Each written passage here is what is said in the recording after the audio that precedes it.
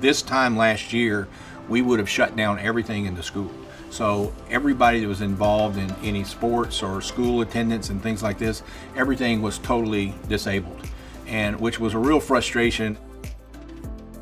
Now, the good part about it is that I think that was a good move, because I think it slowed the process or the spread of the virus among particularly the younger population and so forth.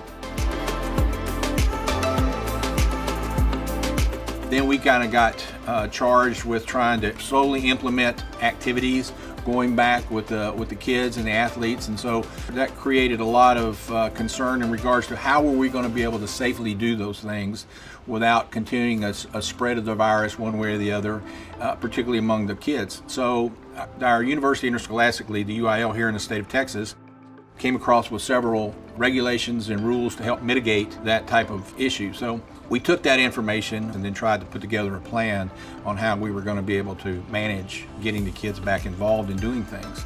Part of those things involved, how were we going to be able to sanitize everything.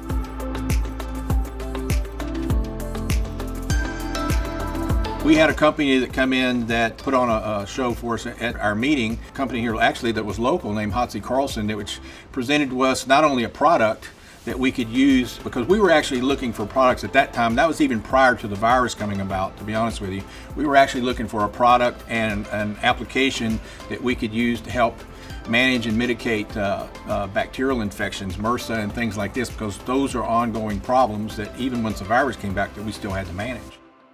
With that being said, the applicator that was presented to us was an electrostatic sprayer. We originally started out with just a hand applicator, the gun per se, and we thought that we'd be able to use that to treat our local facility here. But then once we looked at trying to start expanding and treating and managing our weight rooms and our athletic dressing room areas and things like this, we realized that this is really the way to go.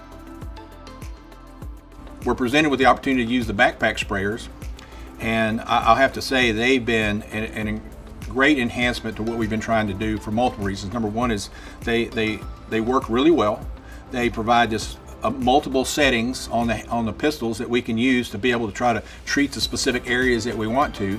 And particularly in our case, we like to try to run through things as fast as we can, so we can actually put out a lot of spray in a short period of time. And the nice thing about it is they're battery operated.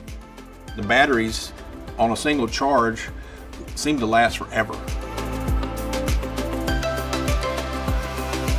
At one point in time, we were running 2 backpacks at one time, so we could get, at the end of the day, when we get done after a long practice and we're going to go in and spray down everything, we put backpacks on both of them, and one of them get the dressing room, one of them get we get it done in just a few minutes. And but now at this point in time, it's pretty much me doing it all.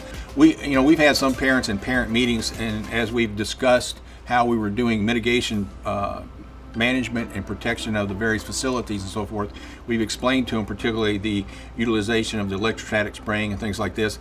And when you look at their faces, they look like, okay, that sounds like a good idea. Do we really know what you're talking about? In most cases, I say probably not always.